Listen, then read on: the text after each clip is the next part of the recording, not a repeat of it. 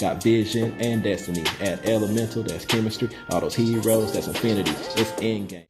Yugi peoples, welcome to my first place undefeated deck profile, aka my nationals deck that I played. And yeah, there's a big difference between getting bestial, 3 times in a game, and getting bestial 3 times in a game. And it's a big undefeated difference apparently. But yeah, so this is my deck list that I use. The only difference between the two decks is like for nationals, I did decide to run 2 increase because so many rounds, and I figured with so many rounds it's like increased chances of drawing increase, so I would rather run 2.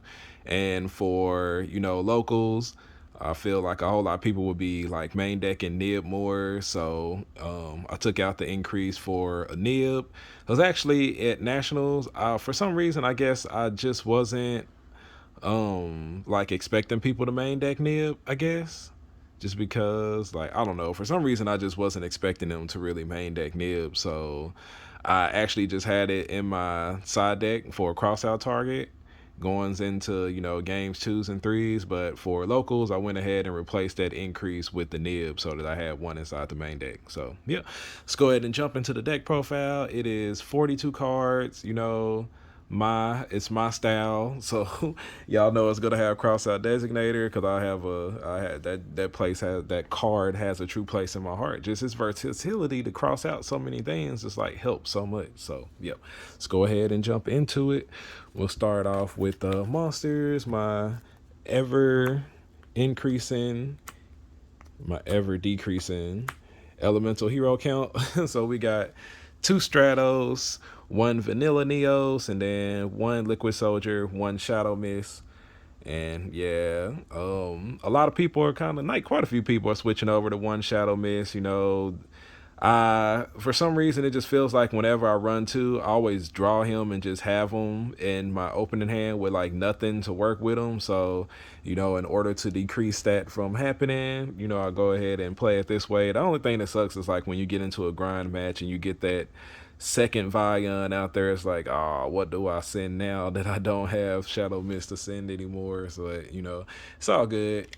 I still prefer just the one. Like, I'd rather have Vion have no really good target to send rather than draw the Shadow Mist and just be unplayable because he's like my only hero monster or whatever. So yep, there goes those cards right here. And then for my Destiny Hero package, we went ahead and ran like the full thing. Since when I don't run Fusion Destiny, I typically don't run Plasma. But yeah, since we did decide to run Fusion Destiny, like we did go ahead and run the Plasma, Dark Angel, Denier. I'm actually thinking about, trying without Dark Angel this format, just because when you do the Dark Angel combo, it plays really heavily into Nib. Like, even though Dark Angel does feel like an auto win most of the time, it just also feels like, I'm playing into this Nib, and, you're not always going to draw the crossout designator in order to be able to get there. But, just depending on how the format, switches and shifts, we'll see how it goes. But, yep, 2 Mally, 1 Denier, 1 Plasma, 1 Dark Angel. Pretty typical Destiny hero lineup. Sometimes I do run 3 Deniers when I'm not running Fusion Destiny, but I expected to get hand trapped a lot and to get drolled a lot. So we decided to go ahead and run the Fusion Destiny because it's really good in those kind of situations. So those are the Destiny heroes, and then here goes my Vision hero package. Is a little bit different, and I'll tell y'all why. But like I said, this for nationals, there was a second increase off in there. It would have been this the Biru that's inside the main deck. It would have been this one, but yeah, for locals, I just went ahead and ran the 1 increase. All right, so we got 3 Fairs, 3 Vion, 1 increase, and you might ask why the 3 Vion, and Personally, it's all a matter of preference. I feel like Vion is a better normal summon than Stratos, just because, by sending the Shadow Mist, you're basically getting the Stratos effect, and you're being able to get the polymerization. And a lot of times, when you play against people that are, a little bit more experienced in Yu-Gi-Oh, they're more likely to ash or increase than they are to like Ash or Stratos. Usually like if you bring Stratos out, they're waiting to see, if you're going to try to Ferris into Vion and stuff. So basically what happens with this, if a lot of times, like I said, they Ash on my increase, I go ahead and have that Vion in hand. Yeah, and then I just normal summon and then continue about my combo as usual. So I like to have that third Vion off in there for that option. It helps out quite a bit. I hard draw Vion quite a bit. Also, like, along with a Hero Lives and Ferris and stuff like that. And so it makes it really hard for my opponent to just end my turn with like a Ash or Imperm because of the added Vion off in there. So I really like that. Probably would not change it at all. Like I said, it's a matter of preference for everybody. Some people are on 3 Stratos, and some of us, well, probably I'm like the only one that's on 3 Vion, but yeah, I actually prefer it that way, to each his own. Then my hand traps, I expected to play against a lot of Dragon Link and like quite a few like rogue decks, especially like at the beginning. And this was my hand trap lineup. I wanted to, make sure to run like at least one of all the good hand traps and stuff, and to be able to cross those out. And like I said, in the nationals, this was actually not inside of there. There was actually 3 imperms. So yeah, we had the nib off in there for locals since I took out the other increase, and I don't regret my hand trap lineup. I like the Drolling Lockbird. Like, it was a lot of times. Sometimes it can be dead against Kashtira, especially if they start off with what's his name, Shifter. But a lot of times they also start off with Pride of Prosperity or the Field Spell, and it just completely locks them from being able to do too much during their turn because you draw and lock them, so they can't like set up the full board that they want to. And then like I said, against Dragon Link, it just kind of just kills that deck. And for some reason I was more concerned about playing against Dragon Link than I was about playing against Kashtira. I feel like the Kashtira matchup is like pretty winnable. It feels like you're gonna auto win one of the games because of Dark Angel, and then by putting in your side deck, readjusting your deck to be able to win that second game or whatever is like just how you do it. So yeah, so my hand traps right there, as you can see 6, 7, 8, 9 total hand traps. Like I said, don't really regret those at all. Then for my spells and traps, of course, 3 of Hero Lives, 3 Fusion Destiny, and then we got the hand trap destroyer package, 2 polymerizations, 2 mass change. And you see I actually switched to like the colored ones. Like if y'all have one of these red ones out there, I'm looking for more of the red ones. I have blue and purple, but I'm trying to get the red ones. And then my one-ofs, Miracle Fusion, Rhoda, and Favorite Contact, our new favorite card right there. So yeah, 2 mass change, I feel like it's kind of appropriate. There was a time where I felt like 3 was a whole lot better, like when you were trying to dodge imperm and things like that. But like the thing that happens with that is, like when you dodging imperm with Vion, usually they're doing it on the send, and yeah, you get the Dark Law out there, but a lot of times Dark Law just isn't enough anymore. So I didn't really feel like you needed too many mass change to keep dodging like imperms and stuff like that. Like against Dragon Link, having multiple mass change or open up mass change is also a little bit better, because you're able to get rid of stuff like the the Branded Beast, and just like really any deck that runs like continuous back row. The Mass Hero Blast is able to get those cards off the board or whatever, and make it easier for you to be able to win your game. But overall, I just felt like a lot of times when I was drawing mass change in my opening hand, it was causing me to brick. Matter of fact, like one of the games that I bricked at locals, it was actually like game 2 against Kashtira, and my hand was just like unplayable. One of the cards that I drew was mass change, and just like sometimes that happens with heroes. We run these cards like mass change, and it also makes you want to run stuff like in shuffle. But the thing about in shuffle is, it's like if you don't draw elemental hero, then in shuffle doesn't really do anything. So it's it's a tough world out here for heroes. We are getting better support, making changes to the deck, making it better. But it just feels like in the end, the only thing that really beats heroes is itself, And I feel like that's why we're a rogue deck. Just like having to run some of the cards that we have to run just makes it kind of tough sometimes. But yeah, we're on 2 polymerization because I run 3 Vion. So, most of the time I'm using Vion twice in a match or whatever if I have to. And yeah, that is the main deck. 42 cards. Favorite contact, of course. I'm still on Rhoda. I like Rhoda. We might actually even end up adding the Foolish Burial Crosskeeper to this. Like, I really like that from Nathan Christmas. Also, big congrats out to him again. I really liked his deck. That he made a really good point. Drawing 4 cards can be really, really good, especially, with Crosskeeper. Most of the time we are special summoning an elemental hero anyway, so it's like you might as well get that added draw in there.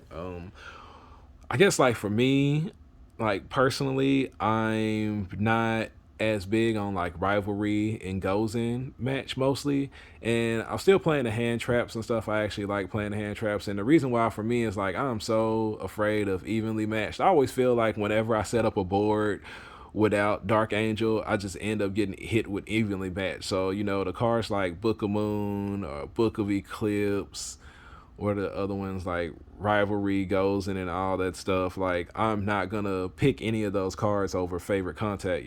Favorite contact is what I'm gonna leave down there. So it's just like after that, after all my back row and stuff is gone, I want to be able to have like hand traps to also support my favorite contact card. So you know it's one of those situations where it's to each his own. It's a matter of preference. And for me, it just seems like whenever I try to play rivalry and stuff like that, I just get hit with evenly matched even harder, and it just doesn't do enough. It's the same way with, I really like, if y'all saw my previous builds, I really like Book of Eclipse. But I just kept on getting hit with evenly matched, and now that we run favorite contact, a lot of people are siding in the Harpy's Feather Duster. I'm getting feather dustered and stuff, and so I really like to have the hand traps to back me up when those cards get blown out. So yeah, that is my 42 card deck list, along with a little bit of reasoning. I know it looks like I wasn't really prepared for the Kashtira matchup. And I don't know, just for some reason, I feel like most of the time I'm able to win against Kashtira. It's just against the Dragon Link that, was giving me like real problems. Like that's the deck that was like really kicking my butt. So yeah, and then here goes my extra deck, of course: Infernal Rage, Sunrise, Ab-Zero, Shining Neos Wingman, and then Wake Up Your Elemental Hero. It's crazy. Like our after we get done with our first turn combo, we pretty much like went through and pretty much used all these except for Ab-Zero, which is pretty. But we're not cutting Ab-Zero, y'all. We know Big Chill stays in. We're not cutting Big Chill. He's a Regeki on legs for us. Is pretty easily summoned. So yeah, that is this lineup right here, like that. And then my Destiny Hero package. I know like a lot of people just prefer Phoenix Enforcer, but because of time and everything at Nationals and how I figured everything was gonna go, people slow play, they do things like that, and I wanted to have something in order to be able to win in time, and that is Dystopia.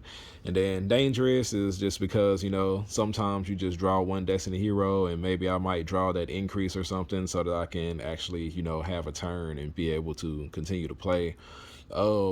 Also, one thing is like when you're trying to decide you know, during your combo and everything and stuff, it's just like, and you got those 5-6 minutes left off in there. It's like you're trying to choose, should I summon out Dystopia or should I summon out Phoenix Enforcer? Because if my opponent has, you know, a little bit of gas and is able to break through and play my board, it's like Dystopia's like burn for 1100 is not going to win you the game. Whereas DPE, you know, his ability to pop to clear board monsters, also the decrease in attack of monsters, you know, could also help win you the game.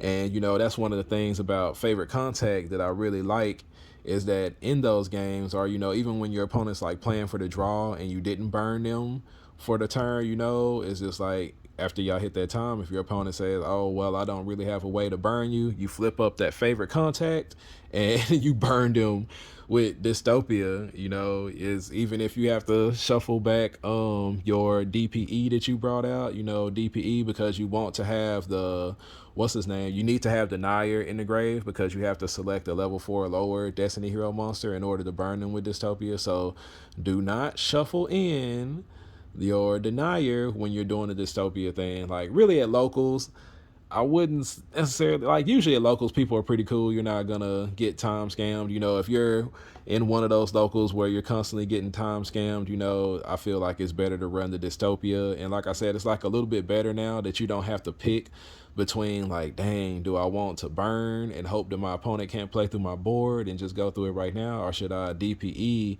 and make it, you know, harder for my opponent to establish a board and be able to kill me? Because now you can go DPE, and then since we searched the favorite contact, you're able to just, you know, when they do stuff like that, you're able to favorite contact out your Dystopia, burn them for 1100 on their own turn, and, you know, sneak away with some games. Like, yeah, I did have to do that. My opponent had 6 minutes going into their turn, and they milked it all they could, and at the end of that, I was like, oh, he was like, well, I guess it's a draw. Nope. Favorite contact. My mass hero lineup, 2 Dark Laws, 1 Blast. There were a lot of times, you know, where y'all saw what I play, like going second decks. I usually only play 1 Dark Law, but, you know, with this, I do play 2 Dark Law, and, you know, it really does come in handy in those matchups where, you know, that you're going to really want to have Dark Law out there because it basically just defeats their whole deck. Like, for instance, round 3, I played against Tearlaments, and, you know, I know a lot of people play Kaijus, Lava Golems, and stuff, and so in order to counteract that, you know, I ended on a board that would allow me to have Dark Law out there already, and then another Dark Law target in case he got rid of that first one, you know, Dark Ruler, Kaijus, Lava Golem, or whatever, and then, you know, I can just activate that other mass change and get that second Dark Law out there. So, yeah, definitely deserves the 2 spots inside of the extra deck that he gets. And then Blast, you know, comes in handy from time to time when you do need him. And then my Link monsters, 1 Cross Sheep does look kind of weird, but in some ways it's a Suedo, you know, Cross Keeper. I use him Cross Sheep because at first I was playing triple tactics, and, you know, sometimes if I take my opponent's monster, I need something to be able to link into, and, you know, like I said, it's kind of like a Cross Keeper. Since we're running fusion monsters, he kind of, you know, works in the same way. And also, like, the main reason was, like, Ibli. Like, there were just some decks that I was playing against, and, like, sometimes they would side in Ibli, and if you don't draw the Ferris in order to tribute it off, then, you know, Ibli, you just kind of sitting there staring at it, because a lot of times they're not going to, you know, they're not going to let you, like, crash it into anything and stuff like that. So, yeah, we had the Cross Sheep for the Ibli. And yeah, 1 Cross Crusader, 1 Inferno Devicer, 1 Wonder Driver. Yeah, unfortunately, like these, like, man, especially like these 2, I really want to run more of them. There's just not a lot of room inside of the extra deck, but it's like, you know, hopefully they do something to Ibli, and then like cards like this won't be completely necessary anymore. But I feel like, you know, when I went to Nationals, I just kind of wanted to be prepared for as much as I could be.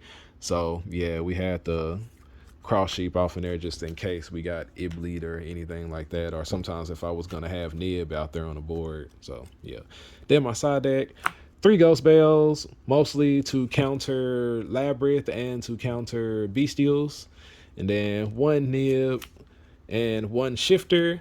And I know y'all, yeah, well, y'all already saw the cross out designator, and y'all know how I am, like with stuff like that. If I can cross it out and not have to play through it or worry about having to play through it, I would much rather just cross it out and not worry, have to play through it. And then there are also like some situations where I play against a deck, you know, such as like Dragon Link.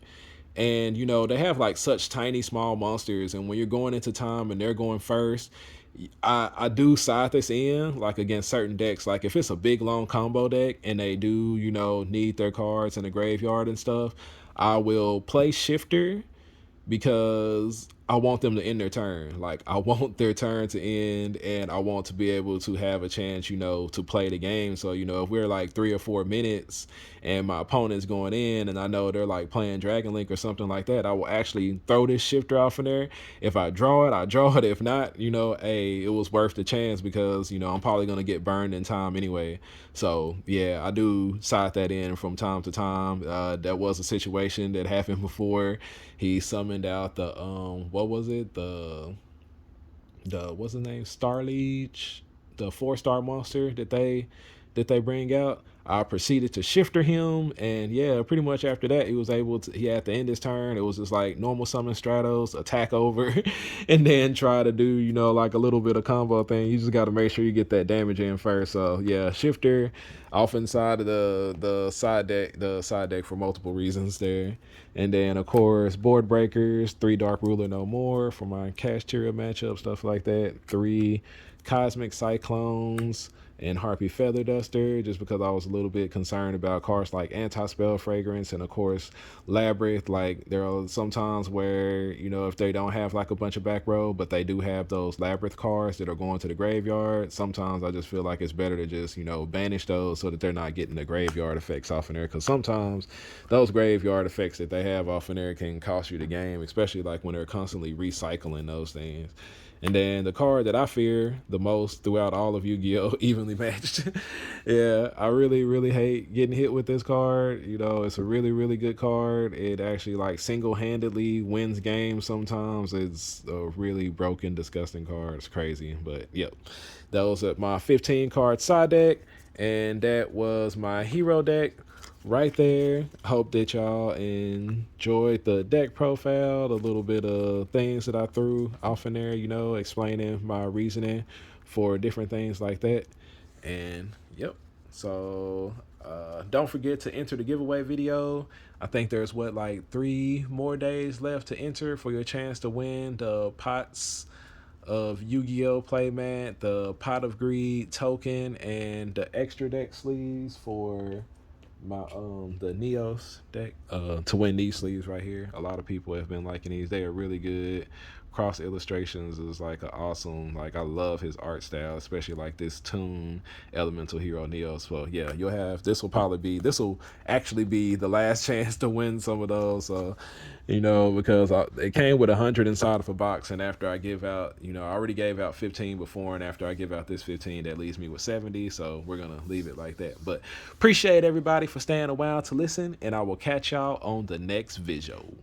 My wingman, he come through, he level up, he go cool, he's shining out and popping to over 9K. That's a breakthrough. We on top now. Here's a look at our world.